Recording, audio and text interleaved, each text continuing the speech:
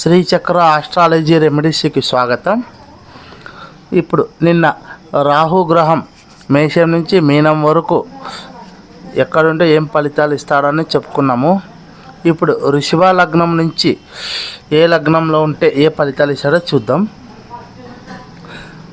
రాహుగ్రహం లగ్నంలో స్థితి అయితే అందరినీ ఆకర్షించి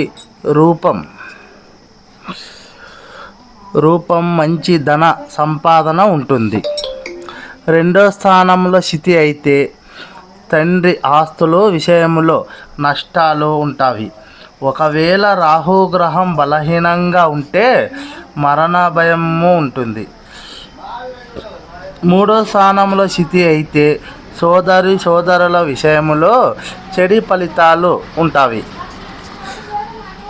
రాశి చక్రంలో కుజగ్రహం బలహీనంగా ఉండి రాహుగ్రహంతో అంటే చెడు దృష్టి ఉంటే సోదరుల విషయంలో తీవ్రత ఎక్కువగా ఉంటుంది. నాలుగో స్థానంలో స్థితి అయితే తల్లికి అనారోగ్యం ఉంటుంది.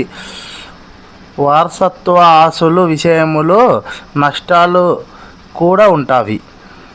ఐదో స్థానంలో స్థితి అయితే సంతానం గురించి బాధలు ఉంటాయి.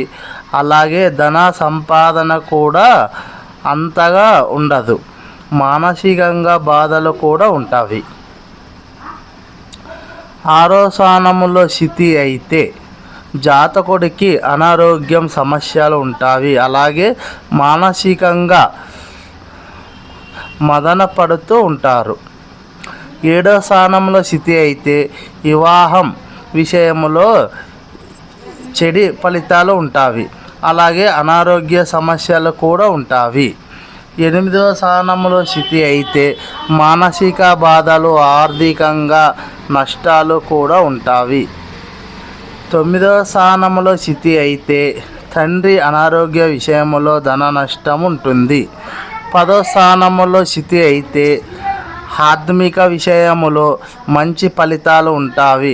11వ స్థానంలో స్థితి అయితే రాహు గ్రహానికి 11వ స్థానం మంచి స్థితి వృద్ధి ఉద్యోగ విషయములలో మంచి ఫలితాలు ఉంటాయి.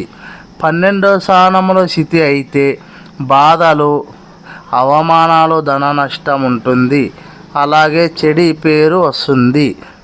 నా ఛానల్ నచ్చినట్లయితే సబ్స్క్రైబ్ చేయండి, లైక్ చేయండి, షేర్ చేయండి, మీ బంధుమిత్రులకు షేర్ చేయండి. నమస్తే.